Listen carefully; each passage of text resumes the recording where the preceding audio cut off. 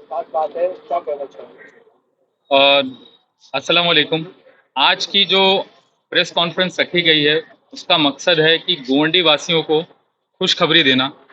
और खुशखबरी इस बात की है कि जो 3 साल से लंबी लड़ाई चल रही थी एडिशनल कब्रिस्तान से रिलेटेड, आज वो दिन आ गया है।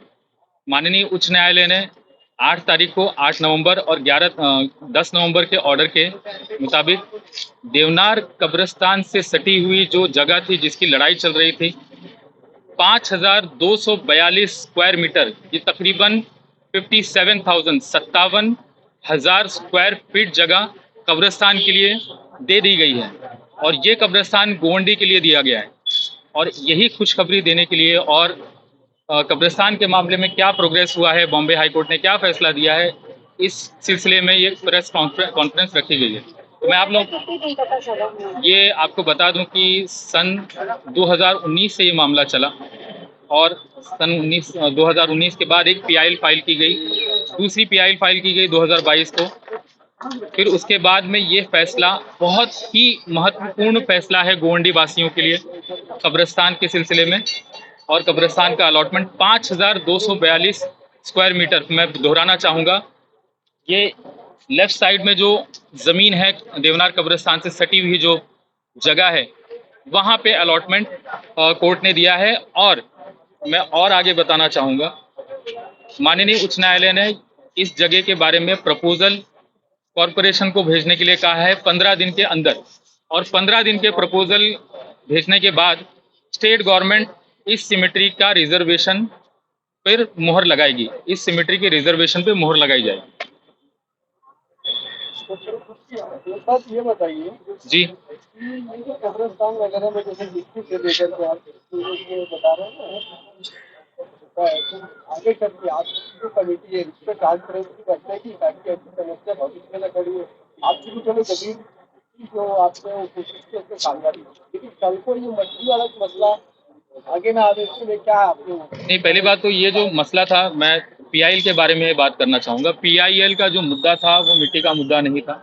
पीआईएल का जो मुद्दा था वो एडिशनल कब्रिस्तान का मुद्दा था, जो कि सब लोग जानते हैं कि रफीक नगर में जो 30 मीटर ऊंचा जो कचरे का अंबार था, वहाँ पे अलॉटमेंट किया गया था कब्रिस्तान का। कोर्ट ने उसके बारे में भी बहुत फटकारा कॉरपोरेशन को कि 30 मीटर के कचरे के ढेर पर कैसे कब्रिस्तान दे दिया गया। तो जो ज़रूरत थी वो कब्रिस्तान, एडिशनल कब्रिस्तान की ज़रूरत थी, न कि वो कोई मिट्टी का या कोई सॉइल का मुद्दा था। पीआईएल का जो मुद्दा था एडिशनल कब्रिस्तान का मुद्दा था। जहाँ तक रही सॉइल की बात, अगर वो सॉइल वाला मुद्दा अगर कहीं पे रहेगा, किसी प्रोसीडिंग में होगा, तो उसको अकॉर्डिंगली देखा जाएगा। लेकिन वो सॉइल वाला मुद्दा पीआईएल का मुद्दा नहीं है। देवनार कब्रिस्तान का देखा जाए तो हालतें काफी खराब थी, उसकी वजह से करनी चाहिए। हालतें खराब थी, उसकी वजह जो थी कि यहाँ की पॉपुलेशन करीबन 12 से 15 लाख है। और यहाँ पे जो डेली बेसिस पे जो तदफीन के लिए जो मैयत आती है, 7 से 8 मिनिमम एवरेज है। उसको देखते हुए यहाँ पे अगर कब्रिस्तान, एक देवनार है वाहिद और दूसरा रफ़ी नगर है, जिसका काम भी चल रहा था, मिट्टी का काम भी चल रहा था। और क्योंकि कोविड-19 भी 2020 में था, और उसकी वजह से जो 18 महीने का जो कार्यकाल होता है, मतलब जो पूरा पीरियड होता है जहाँ पे तदफीन को गलने के लिए जो वक्त होता है दिया जाता है, और उसके बाद में अगर तदफीन की हुई मैयत अगर गल जाती है तो वापस से उस जगह तदफीन होती है। वहाँ पे मैयत गल ही नहीं पा रही थी, बिकॉज इतना लोड है कब्रिस्तान में, गोवंडी के कब्रिस्तान में, कि वो टाइम पीरियड पूरा ही नहीं हो पा रहा था। तो अगर कब्रिस्तान की जो आज जगह जो अलॉट हो गई है 5,242 स्क्वायर मीटर, वो फ्यूचर में कब्रिस्तान के लिए कन्वर्ट होती है, तो इंशाल्लाह ये वाली प्रॉब्लम कभी नहीं आएगी। गोवंडी में इस तरह की प्रॉब्लम कभी नहीं होगी। जैसा कि मट्टी को लेकर हर बार विवाद होता रहा, अभी कब्रिस्तान में मट्टी को लेकर एक मिनट, वन बाय वन, आप कुछ पूछना चाहते हैं? मट्टी को लेके हर बार विवाद चलता आया है कब्रिस्तान में, तो इस बार जो कब्रिस्तान अभी मिला है हमको, उसमें भी मट्टी के लिए मतलब कोई अच्छे लोगों को शामिल किया जाएगा या ऐसी होगा? देखिए, मट्टी वाला जो मुद्दा मैं आपको फिर से साफ कर दूं, वाद विवाद जो है वो वाद विवाद अगर कोई करता है तो उनके लिए प्रॉपर फोरम है। प्रॉपर फोरम में अगर जा करके वो वाद विवाद को आगे लेकर के जाना चाहता है कोई, तो जाए। लेकिन ये जो वाद विवाद सॉइल का जो आप कह रहे हैं, वो कभी भी इस पीआईएल का मुद्दा नहीं रहा है। कोर्ट में हमने एक मुद्दा उठाया था, राइट टू डिसेंट बरियल का, बाइज्जत तदफीन का मुद्दा उठाया था। वो मुद्दा हमने आर्ग्यू किया। हमने बताया कि यहाँ पे कब्रिस्तान के लिए तदफीन के लिए जगह कम है। उसको हमने सिंपली कोर्ट के सामने रखा और उसको सुनने के बाद में कोर्ट ने कहा कि है तदफीन के लिए जगह तो मौजूद ही नहीं है, ये हकीकत है।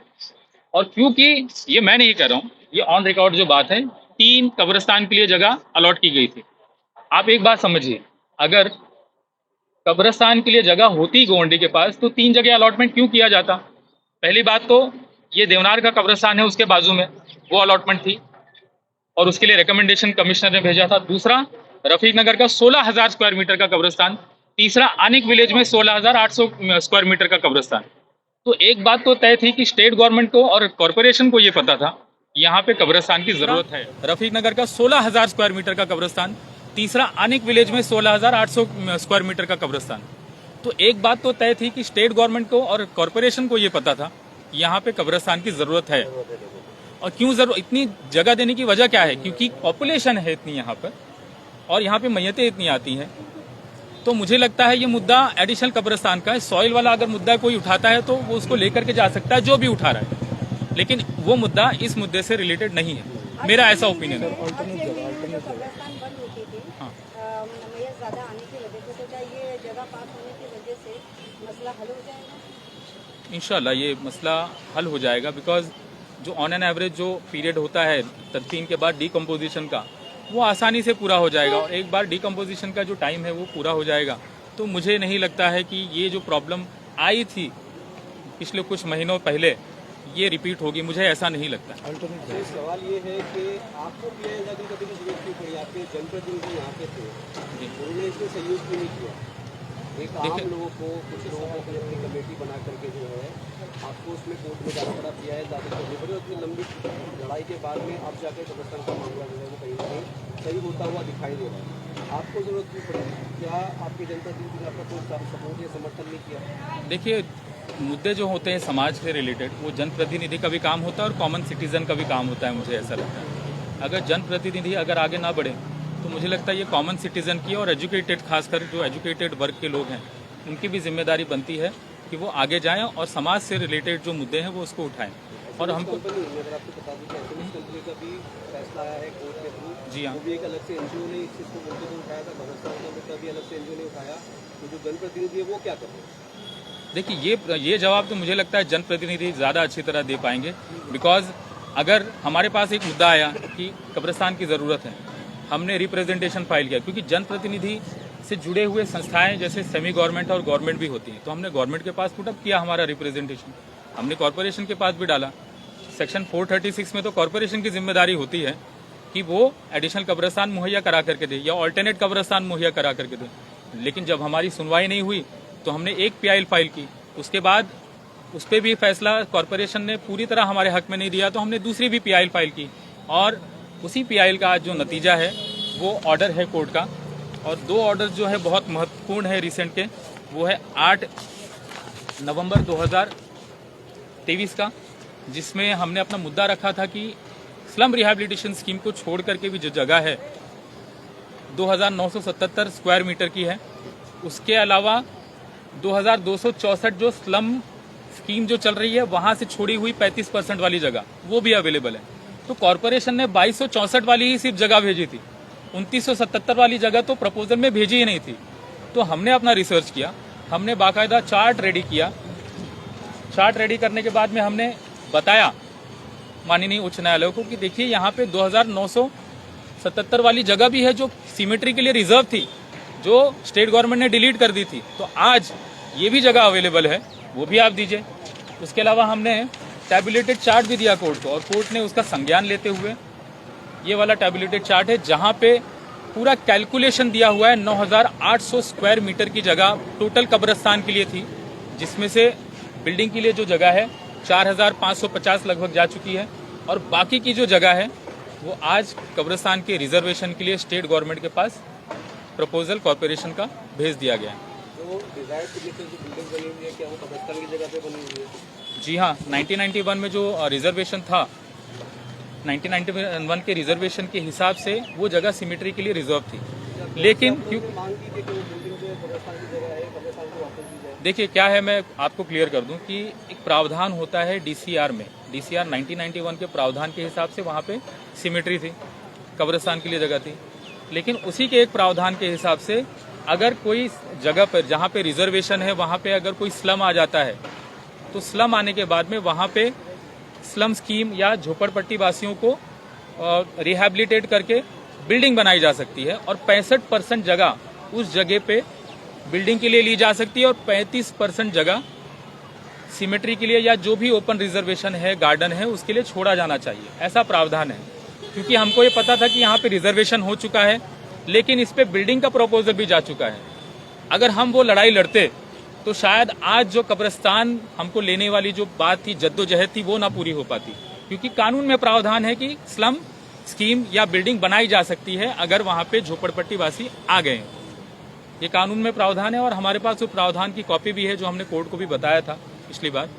इसीलिए हम बिल्डिंग वाली जो जगह है उसके पीछे ना पड़ते हुए जो बाकी की जो जगह है 55% लगभग जो जगह आज मिली है 5300 स्क्वायर मीटर, उस पर हमने ज़्यादा जोर दिया और अल्लाह के फजलो करम से आज हमको तमाम गोवंडी वासियों को इस पे कामयाबी मिली। हमारी टीम ने काफ़ी मेहनत की इस पे और मेहनत के बाद में काफ़ी कश्मकश रही और काफ़ी जद्दोजहद रही। उसके बाद में आज 3 से 4 साल बाद ये हमको कामयाबी नसीब हुई है और ये फ़ायदा सभी गोवंडी वासियों के लिए है, सभी के लिए। कब्रिस्तान की जो जगह शॉर्टेज पड़ रही थी, कुछ लोग आ रहे थे अपने मैयते अजीज़ों की, दोस्तों की मैयत वापस लेकर के जा रहे थे। इंशाल्लाह अब ये तकलीफ दोबारा नहीं होगी। कब्रिस्तान की जमीन पे जिसको डीपी में अलॉट किया गया था उसका क्या होगा? सर ने बता दिया उसका। वो जो बिल्डिंग रहेगी वहाँ पे जो मतलब झुग्गीवासी जो है वहाँ पे स्लम में जो रहते थे उनको वहाँ पे शिफ्ट किया जाएगा उस बिल्डिंग में। मतलब आपके कहने का मतलब है जो कब्रिस्तान की जमीन पे बन रही है उसको कोई इफेक्ट नहीं होगा? जी नहीं। लेकिन जो उनका प्रपोजल है, 1 मिनट, 6822 स्क्वायर मीटर का जो उनका प्रपोजल है, 35% जगह उनको छोड़नी पड़ेगी कब्रिस्तान के लिए और वो जगह कब्रिस्तान के लिए देनी होगी, जो कि उनके परमिशंस में LOI में साफ तरह लिखा हुआ है कि उनको परमिशन इसी सूरत पे दी गई है कि वो 35% जगह छोड़ेंगे कब्रिस्तान के लिए। तो वो चीज़ें परमिशन में, LOI में चीज़ें क्लियर हैं।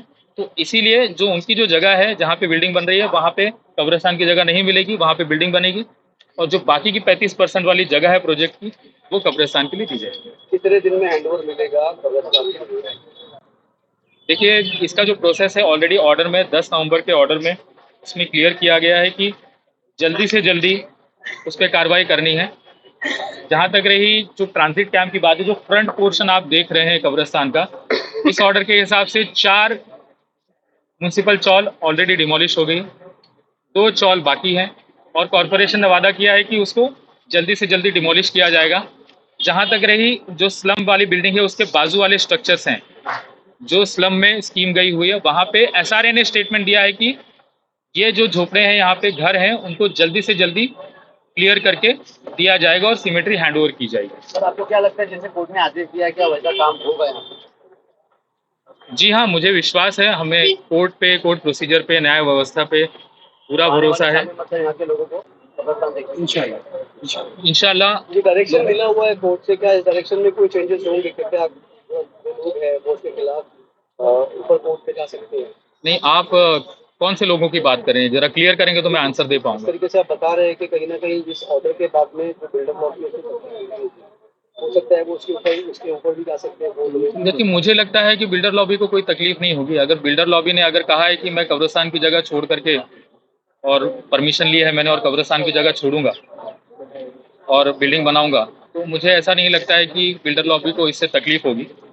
इनफैक्ट वो कानून का अगर पालन करेंगे तो ये काम बहुत अच्छी तरह स्मूथली हो जाएगा और कोई भी रुकावट इसमें आएगी नहीं।